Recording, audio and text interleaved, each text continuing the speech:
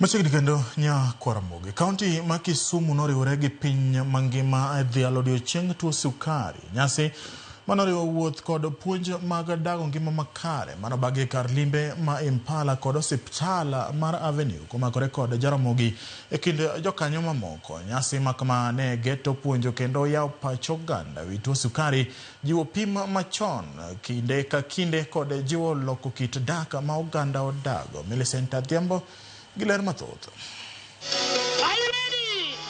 E kinde wuoth mar kedo gi tuo sukari e kaunti ma Kisumu, oganda mopogore mane oyuoro ne otimo neno margi giwegi e wi kaka gidak kod tuo sukari.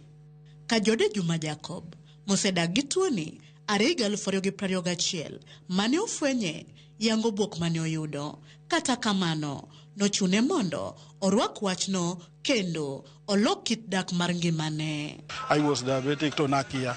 Gimane tek ni gik moko mana chamo nyaka na change moko and maybe kuonde samo mana bede kama ni dhie ni dwa madho kongo na ida dhi madho pi. Ne Helen Otuga ma familia ne jimoyo ariyo nigi tuo sukari oyango kaka gisebedo ka gimiyore mijingo eneno ni gidago ngima maber. Da ne nyalo complain of rem koni gi koni, owinjo marach, owinjo ko ol to nodhi motho. Koro ka notho to ka nyare oyudo tuono nochako complain of tuoche ainago. Kaka wasebet kaka family wa encourage ng'ato ka ng'ato, wantiere gi WhatsApp group mar family. Ewi mano olero midhiero ma familia ma ji mang'eny nie gi tuo sukari kaloe. Yedhe sukari gin nengo mamalo.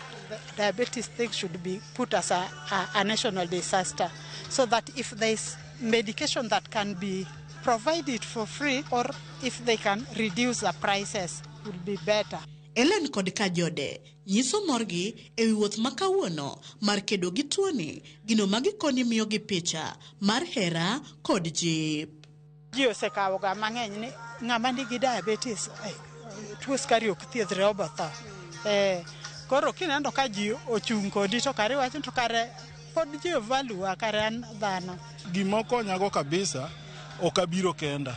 Ayudo ni kare wang'eny ok enan kenda. Jolony kod jomodak gi tuoni koro golo siem ni ma en tuo kaka tuoche mamoko manyalo yudo ng'ata sa asaya ma ok odewo. Kasto anawen diabetes en tuo jodongo. Kare onyalo mako ini age. Ok en tuo ma kiyudo ni koro ne dhi tho kawuono. Anya bet gi diabetes ado kameo kata abet go nade be podo kati be ko yudi kawe ma positive to ibo dak aming'a sana. Ok en mar jo pesa kende. Tuo en tuo nyalo mako ng'ata, onyalo maki sa asaya.